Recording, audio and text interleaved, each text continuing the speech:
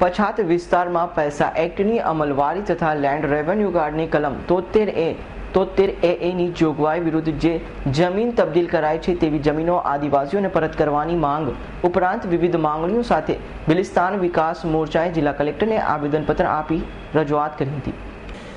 બિલિસ્તાન વિકાસ મોરચાના આગેવાન કેશુભાઈ વસાવા, રામુભાઈ વસાવા, રવિશંકર વસાવા, સુબળભાઈ વસાવા, ભીમસિંહભાઈ વસાવા, મોહમ્મદભાઈ શાહ સહિતના આગેવાનોએ રાજ્યપાલ, વિધાનસભાના અધ્યક્ષ, મુખ્યમંત્રી તથા અધિકારીઓની ઉદ્દેશ્ય જિલ્લા કલેક્ટરને આવેદન આપ્યું હતું।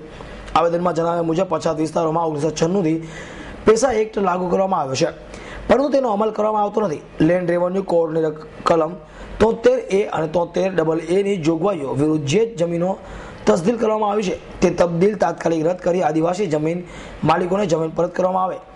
ટ્રાયબલ વિસ્તારોમાં સરકાર દ્વારા વિકાસના કામોમાં કોન્ટ્રાક્ટ દ્વારા તંત્રના મેળા પીપળામાં ગેરરીતિ આચરવામાં આવે છે।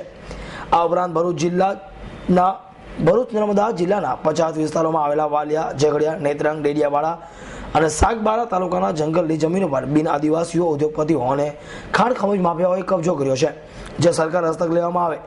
સરકારી સંસ્થાઓના આદિવાસી લોકોને ભાગીદારી આપવામાં આવે અને રોજમદાર કામદારોના 240 દિવસ પૂરા થયેલા હોય તેવા આદિવાસી કામદારોને કાયમી કરવાની માંગ બિલિસ્તાન વિકાસ મોરચાએ ઉઠાવી છે।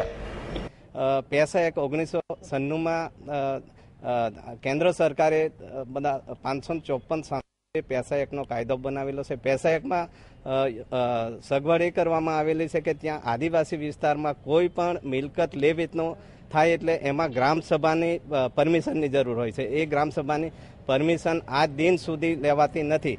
સાંસદોએ કાયદો બનાવ્યો અને એનો અમલ કેમ થતો નથી, એક પ્રશ્ન છે। બીજું કે ટ્રાયબલ વિસ્તારમાં ખનીજની મોટા પાયે ચોરી થઈ રહેલી છે। 1 એકરની પરમિશન લેવામાં આવે છે અને 1 એકર પૂરું થયા પછી રિન્યુઅલના બહાના હેઠળ કરોડો રૂપિયાની ખનન ચોરી થાય છે। આની સામે અમે આજે આવેદનપત્ર આપવા આવ્યા છીએ। આવી સૈયદ S9 ન્યૂઝ ભરૂચ।